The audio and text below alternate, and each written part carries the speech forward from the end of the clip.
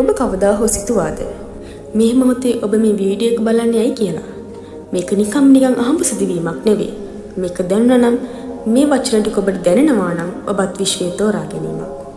ලෝකයෙන් එක විදිහකට දුවද්දී ඔබට විතරක් යම් වෙනසක් දැනෙනවද? අනාගතය ගැන බියක් නොව යම් බලාපොරොත්තුවක් දැනෙනවද? එහෙනම් සූදානම් වන්න. මේ කතාව ඔබ ගැන. සමහරෙක්ට රාවණා කියන්නේ මිත්‍යාවක්, සුරංගනා කතාවක්. ඒ අයට අපි මුකුත් නොකියයිමු.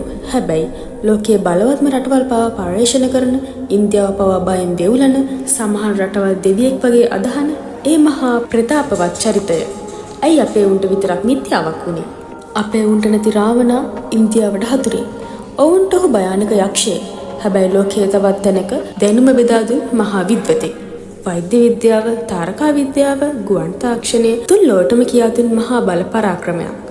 ලෝකයට මෙහෙම වුණත් අපේ සමහර මිනිස්සුන්ට ඔහු තවමත් මිත්‍යාවක්. නමුත් ඒ මොනව කිව්වත් මට මගේ ජාතියට මේ හෙළබිමට ඔහු දෙවියෙක්. ඔහු මේ බුද්ධ ශාසනයේ බලවත්ම ආරක්ෂකයෙක්.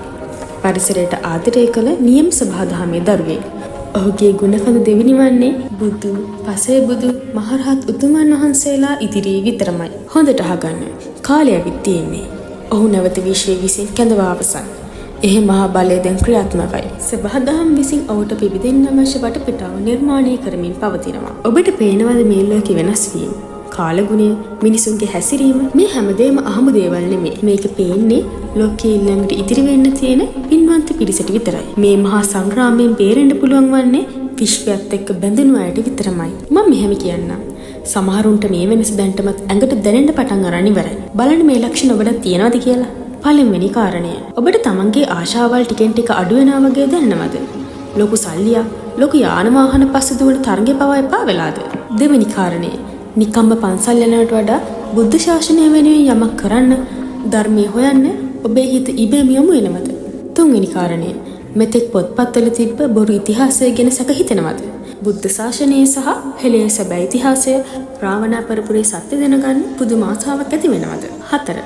කවුරුත් නොකියුවට ඔබට ඉබේම භාවනා කරන්න, සිත නිවෙන තැන් වලට යන්න හිතෙනවද?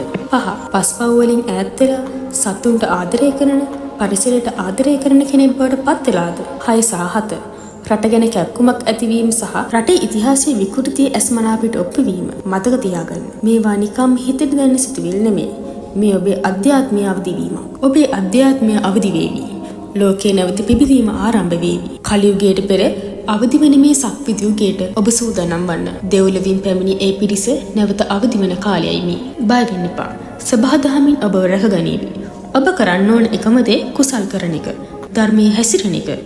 ඇත්ත සොයන එක. කිසිම වේලාවක මේ උපන් හෙළදීපයට අපේ රටට වචනකින්වත් බැන වදින්න එපා. මේ කීප දිනයකට උඹලම තව ටික කාලෙකින් පින් දේවි. ඇයිද කියලා දාට තීරේවි. මේ මධ්‍ය මණ්ඩලයේ මත මේ වගේ කාලික උප්පත්තිය ලබන්න. ඒ පින මතු කරගන්න. රාවණා පිබිදීම කියන්නේ පුද්ගලයා කෙනෙක් විතරක්ම නෙවෙයි. ඔබේ ඇතුළේ ඉන්න ශ්‍රේෂ්ඨ මනුෂ්‍යයා පිබිදෙන එකයි. ඔබ සූදානම්ද?